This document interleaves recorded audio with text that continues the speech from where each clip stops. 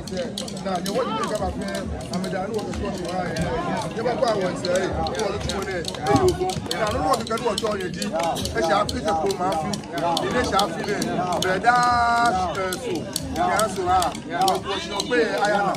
You will get your affiliate. You know what the word here.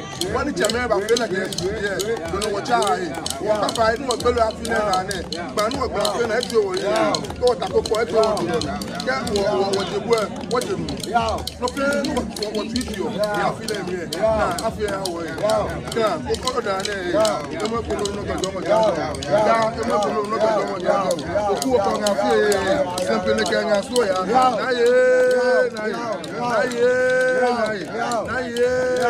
I want to be you. Okay, I'm going to control. Sister Gamble, come here. I'm a boy. Come down and back. Woman, I feel what you're doing. I just try what I just say. I just particularly even know what I was right here. What I got. Even what you never have feeling who I am. Hey, I know. Fair by me. No fair what I want. She fair by me. Why you're a fair? Why you're a fair?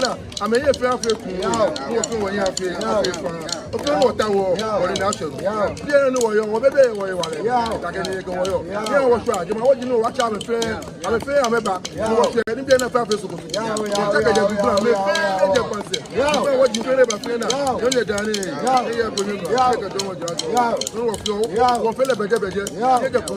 Yes, I have to come out. No one. I go.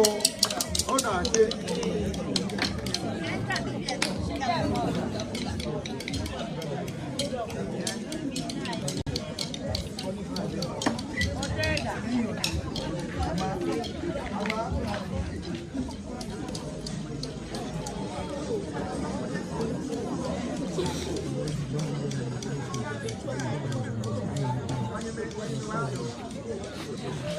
I'd rather have Nanrekin was a Kupon TV. Tamabonding yet, what you could from a waffy kusuni fame way, Ashisha. What jabili, what shark but me and fame, Ahi. Menace, nay, was she baking her? Jima won't I need Jima, what you fame are you chewing? As she baking her leg making her walk, me a jolly walk. The walker over now, I appear now when Abalek Pishi. Jenny Abalek Pish of any wally, Ababa to Kusum Credit Quacky Halley. Eje ma wo yo ni mo le ni je aya wo yo e hia mi ni je ma wo ba ye no ni aya nke ba ke ehwo me alono no wo chola ka klama na kan do mene ni wo ye bie ne wo ba bie ni wo ba sha wo chon ye boni beja no to ba ni si je mene e ba ja wo e si pe le pe je ma wo ni sian pe ke han je chele mo do ka le si pe ni je chele ni je ma wo pe egbelegbe han je ma wo ji propo me fe ni issue war about the Tobanten Ahale. A billion on Aja, a billion on you are telecajanita to 2 jack by a piano and abaja. Aja being you, I can feel Medan, I can feel Billy Mamu. Do on again Medan and walk about to pursue and walk. No, I can feel Billy Mamu, Akabachi Mushin, Kak, but to and now hold to it. A new Akabachi, I believe Mamu and I can much feel Balakan. Virginia any what ye can pursue fail any Baba war. I'm a Baba ye. Menacina tired be and what ye friend you of Mokwea, Shamba will be now back to she be and Mokwea you could. Bajabo man no ba ni kwamoni oya she me nije kusu felu efin ame ba siku event ba tell e wo baba bi e no ba sha boni ajale aha niji boni afi okusu alo ni ho mo kusu e aha ka afi nu agbe na je le bi e no ba she ka wo ba te ni bi lo akina e ba ju e ke to mo meje nyu ma bi e ba she ye de ne ba she ne wa ti gbogbo me ne ba fi anu ba play ya amekele be ba hwe na ke ba go medeke ni na wo ya na wo shipe ye bi e ha wo na ba jaje ma wo aya lenu ato na ke gbeli o omo wa fi elu kusu sina no li akaje le ji mo ni ju aya eju o me ga ni ju o wo ran ni ke se ju ko na ba ja ga play e fa wo mene shi wo tane bonu wonu mi na yo e wo se alo mi na yo ni ji mi na yo no ji jo ne ba ju a ka si be ne ba ju e ke je chale mo ni ji wo e chalo ga ka ku su e ku wo nye me ni ke ye ba ni yo ya ni nye ba ko nu wo je ba pa mo ni se ale ta e le ji no ni pe ni yo bi e ne ke a gbe ne so be ke ne Kai Market TV evolving with you.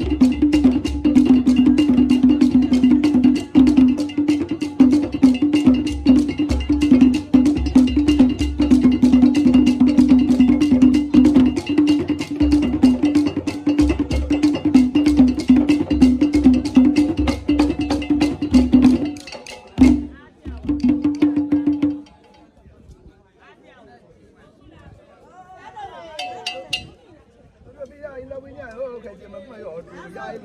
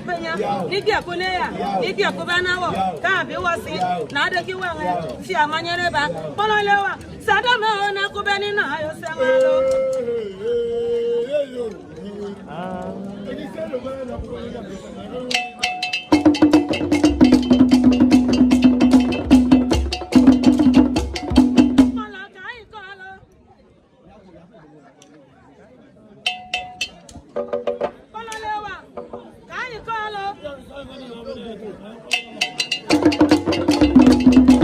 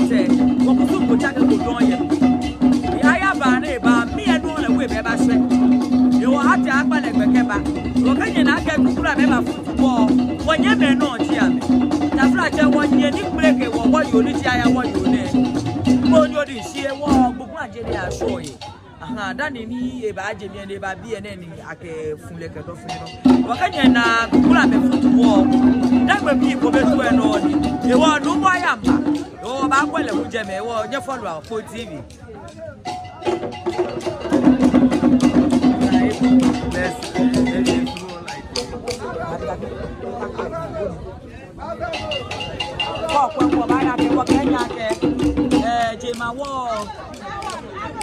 Aya juome ni clan juome. Yo mo ko e clan la ba ja lo ba le wu eje ma wo eba. Le we ba so mi e no. Many more na ka wa je fe ameyi moshi di many je kula fe ameyi moshi ni ona boni yo wa lighting system ele na gba ko be. We are not allowed to come out with so many lights. Na ni ya ne mo ti aya pe ne mi ko ka de pe yin pe trouble. Iwo won pa ni fine. Bear with us. Ni ne follow papa message and audio ni kwa video se ni ba gbo mo kan e bi ene wo shi ko ba shi mo ba anye ni. So baby ni e pray for your what is and they pray the no why dem ti ba ba. Wo wa se ko no share mo follow ko ti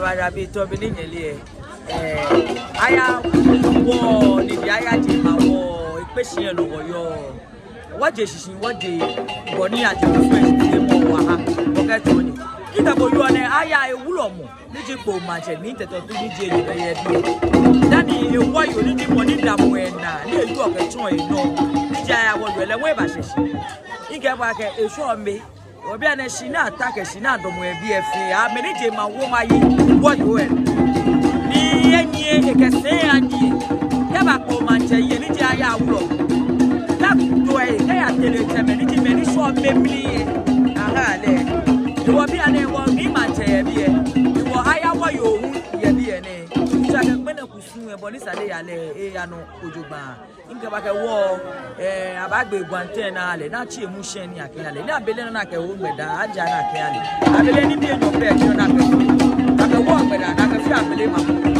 wo ake ba ti na ka kusun wa ka ti na ka kusun agbeda be tin se fe ni o ma mi abanya me campaign aba ma agbele gbele jona ayajo sile gbodo ko ni akele jije ma wo je fe pa emi ya ni eso no jina na me so e ke okwe wo ye ni so fo ma na ka me fa me so ye na kan lion no me ni jo klaman jo me ni jo mi e na ka jo enyo fe jo ko be so ni woni wo ni te to tu e ba se ni di aya club ni e wo yo we ba se fe be kusu de se ake ba cha no si ene ba de je no ko choko je ma wo ka yi e so emi e ni ke hale e ke wo le bi e wo ba tu wo kusu we wo ba jo wo e fi o me je nyu ma bi wo ba je me je na gbe na ba bon so mo wo ye koko mehu ba yi mo shi e ni wo ke ba pe wo kai wa ka ko ti wo ka nye yo bi e wo ka nya ke no fe wo post o ye social media wo ba je le ko wo to me ne wo ke wo shi aya pe no ye na wo ba jale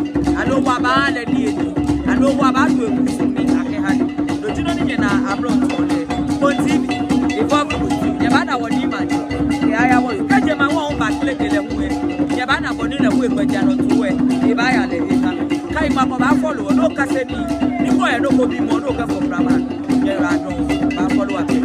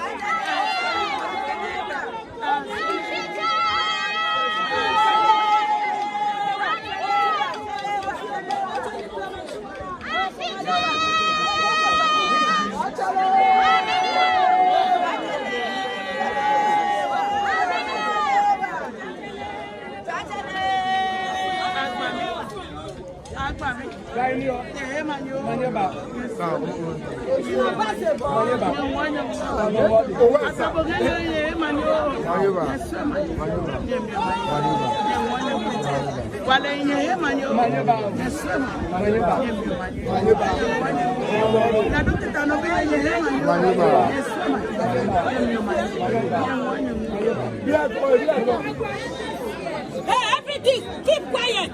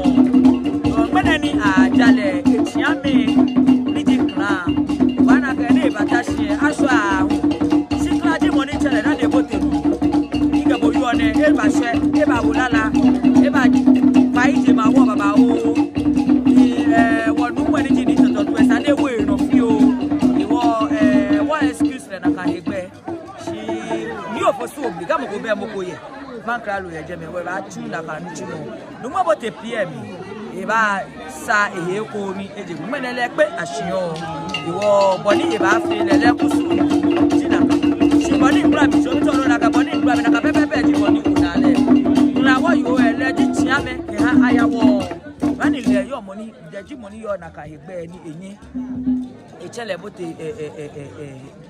ewo mi he ni maka ke bo te lu mi leji money enye ichele de gatuna ka isu agbeko na wo na ke no wo ba ya le ni wo yo bi na echencho ba wrap up wa yishi won wo ye bi eni o gani ba cha no ke akusu ni free mo koko meni esho ye se shimene won shi aya pe wo aya wo yo lebo te ni bele ko ba ji kusu en sikeje bi ane ka shi bi na ba pa no no la ke je bi aba pa wo ba ya ati we yin ni ji anko ka blo mo tutu eni oni yo je na ka ji abegbe yen je ni wo ba agbe na e ke wo le bi e wo ba cha wo kusu ni fo na kai mo do follow continue evolving with you.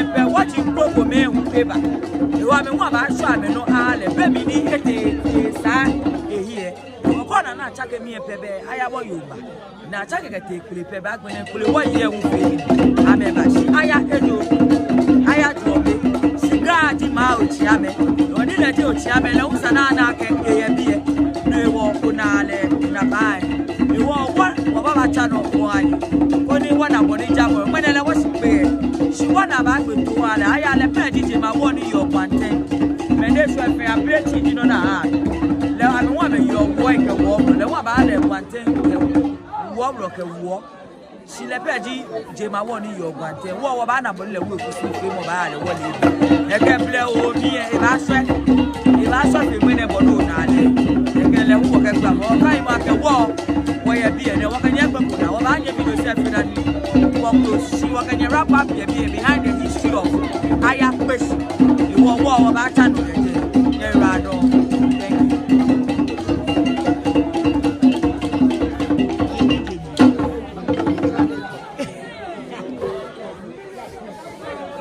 Thank you.